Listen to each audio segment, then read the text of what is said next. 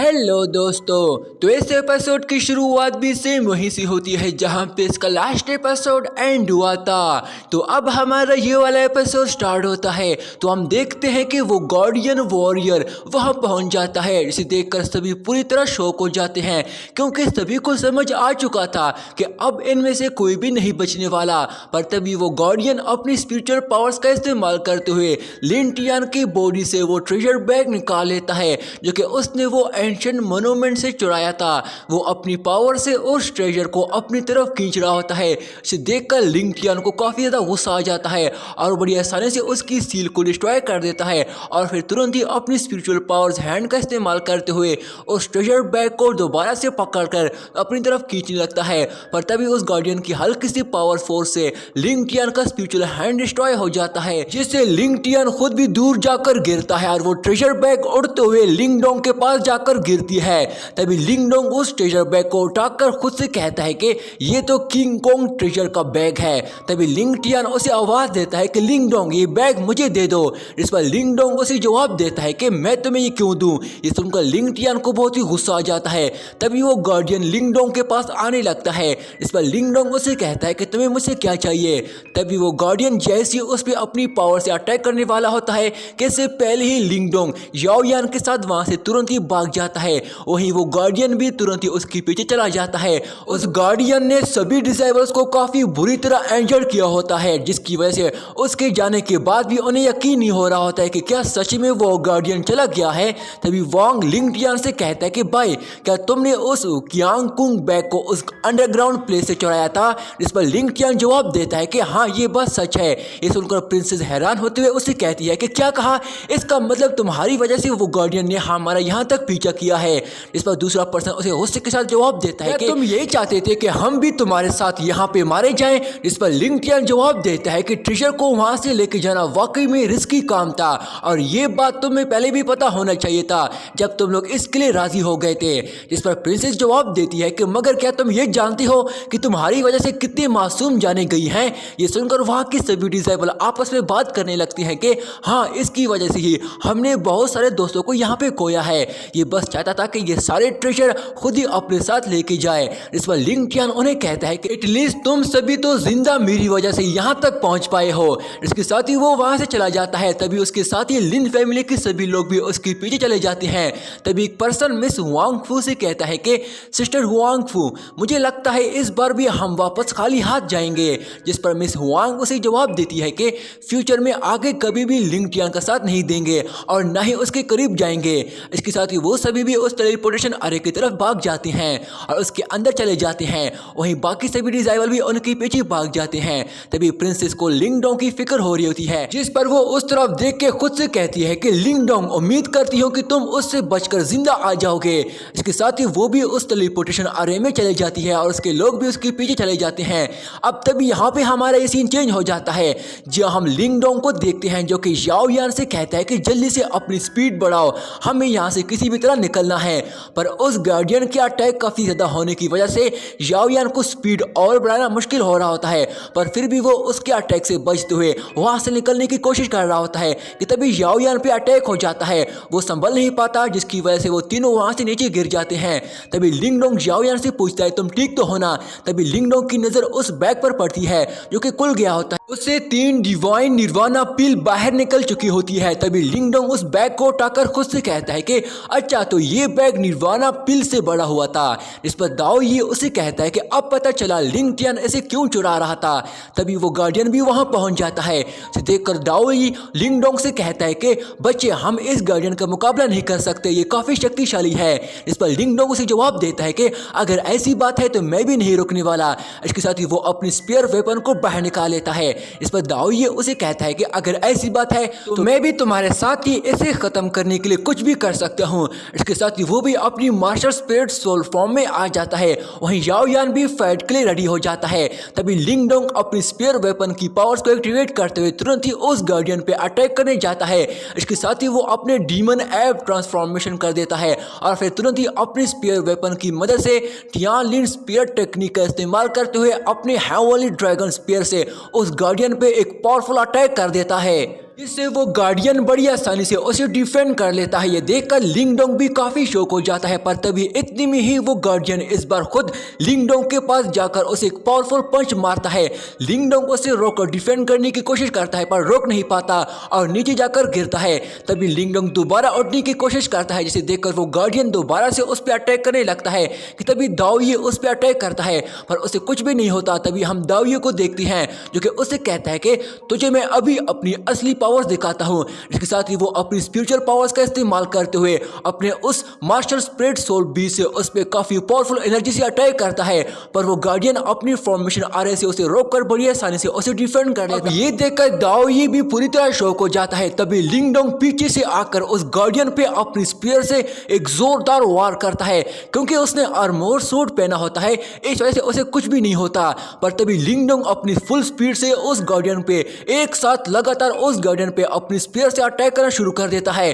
पर वो गार्डियन बच रहा होता है और फिर अपने एक ही हाथ से उसकी स्पीयर को पकड़ लेता है। इसे देखकर लिंगडोंग पूरी तरह शॉक हो जाता है, पर तभी वो गार्डियन लिंगडोंग को एक बहुत ही पावरफुल पंच मार देता है। ये पंच इतना पावरफुल होता है कि लिंगडोंग भी दूर जाकर गिरता है। देखकर दाओये तुरंत ही गुस्से के साथ अपनी मास्टर स्पिरिट सोल बीस्ट की मदद से उस गार्डियन पे पाम हैंड से अटैक कर देता है, पर वो गार्डियन बड़ी आसानी से अपने एक ही हाथ से उसके अटैक को रोक लेता है। वहीं दाओये अपनी पूरी जान लगाकर उसे मारने की कोशिश कर रहा होता है। तभी याओ यान भी उसकी मदद के लिए आ जाता है और वो भी उस गार्डियन पे अपनी फायर पावर से अटैक करना शुरू कर देता है, जिससे वो गार्डियन अपने दूसरे हाथ की पावर से उसे रोककर डिफेंड करने लगता है। पर तभी वो अपनी स्पिरिचुअल पावर्स का इस्तेमाल करते हुए अपने एक ही ब्लास्ट अटैक से उन दोनों को ही पीछे फेंक देता है, जिससे दाओये दूर जाकर जमीन पर गिर जाता है। वहीं याओ यान भी जख्मी नीचे गिरकर बेहोश हो जाता है, जिसे देखकर लिंगडोंग इनसे कहता है कि याओ यान दाओये क्या तुम दोनों ठीक तो हो ना। जिस पर वो तुरंत ही गुस्से के साथ अपने तालिस्मान टेक्निक का इस्तेमाल करते हुए अपनी व्हाइट पपेट को दोबारा से बाहर निकाल लेता है, जिस पर वो व्हाइट पपेट सीधा उस गार्डियन पे अटैक करने लगता है। पर वो गार्डियन बड़ी आसानी से उसके अटैक से पीछे हट जाता है, पर तभी लिंगडोंग उस पर अपने स्पीयर से अटैक करने लगता है, पर वो गार्डियन बड़ी आसानी से उसके अटैक को रोक लेता है। तभी वो लिंगडोंग को लात मार के पीछे कर देता है और उसके व्हाइट पपेट को पकड़कर दूर फेंक देता है। पर तभी लिंगडोंग अपनी पूरी ताकत से उस गार्डियन पे अपने स्पीयर से अटैक करता है, पर इससे भी उस गार्डियन पे जरा बराबर भी असर नहीं पड़ता, जिसे देखकर लिंगडोंग हैरान होते हुए खुद से कहता है कि इसकी आर्मोर सूट ने तो बड़ी आसानी से मेरे ट्रू पावर्स को भी डिफेंड कर लिया है। पर तभी वो गार्डियन अपनी पावर से ही उसे पीछे कर देता है। तभी लिंगडोंग अभी हवा में ही होता है कि तभी वो गार्डियन उसके पास जाकर उसे एक पावरफुल पंच मारने वाला होता है कि तभी इससे पहले ही वो उसका व्हाइट पपेट आकर उसके पंच अटैक से उसको कवर कर लेता है। और जैसे ही वो गार्डियन पंच मारता है और उसका वो पंच उस पपेट को लगता है और वो उस एक पंच से दूर जोर से जमीन पर जाकर गिरता है। तभी हम उस पपेट को देखते हैं जिसकी हालत काफी खराब हो चुकी होती है। तभी इतना इंजर्ड होने के बाद भी लिंगडोंग दोबारा से उठने लगता है और खुद से कहता है कि अरे नहीं, मेरा तालिस्मान पपेट। जिस पर वो उठकर इस गार्डियन को देखकर खुद से कहता है कि ये तो काफी ज्यादा पावरफुल लगता है, इसे खत्म करने के लिए मुझे अपनी इस अटैक का इस्तेमाल करना पड़ेगा।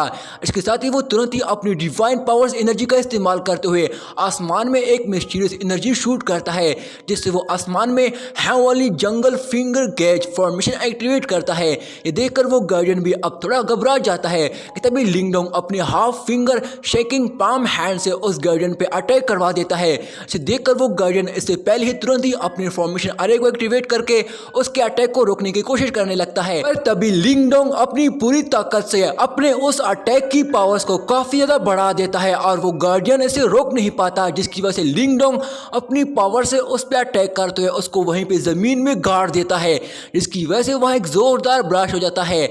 लिंगडोंग ने अपनी पूरी पावर्स लगाकर ये फाइनल अटैक किया होता है। तभी लिंगडोंग खुद से कहता है कि क्या मैं कामयाब हो गया। पर तभी वो बहुत ज्यादा जख्मी होने की वजह से और इतने सारे एक साथ पावर्स इस्तेमाल करने की वजह से अब वो खुद को संभाल नहीं पा रहा होता है, जिसकी वजह से वो वहीं पे गिर जाता है। लिंगडोंग काफी कमजोर पड़ गया होता है और वो खुद से कहने वाला होता है कि तभी वो बेहोश हो जाता है। इसके साथ ही हम देखते हैं कि वो गार्डियन दोबारा से उठकर बाहर आ जाता है और वो बिल्कुल भी इंजर्ड नहीं हुआ होता है। ये देखकर लिंगडोंग खुद से कहता है कि ये कैसे हो सकता है, मैं इतना कमजोर कैसे पड़ गया हूँ कि अब मेरी बॉडी भी हिल भी नहीं पा रही है। तभी वो गार्डियन अपनी पावर से ऊपर उसे हवा में उठा देता है। तभी वो गार्जियन अपना मास्क उतार देता है, जो कि और कोई नहीं बल्कि मिस्टर टियानजी होता है। तभी टियानजी लिंगडोंग से पूछता है कि तुम हमारे सेट की सीक्रेट टेक्निक क्यों सीखना चाहते हो। इसके साथ ही वो अपनी पावर से लिंगडोंग को टॉर्चर करने लगता है कि बताओ मुझे। इससे लिंगडोंग को काफी दर्द महसूस हो रही होती है कि तभी लिंगडोंग के हेड पे एक फॉर्मेशन स्पेल एक्टिवेट हो जाती है, जैसे उनका टीचर बाहर आ जाता है। ये देखकर टियानजी हैरान होते हुए कहता है कि टीचर आप।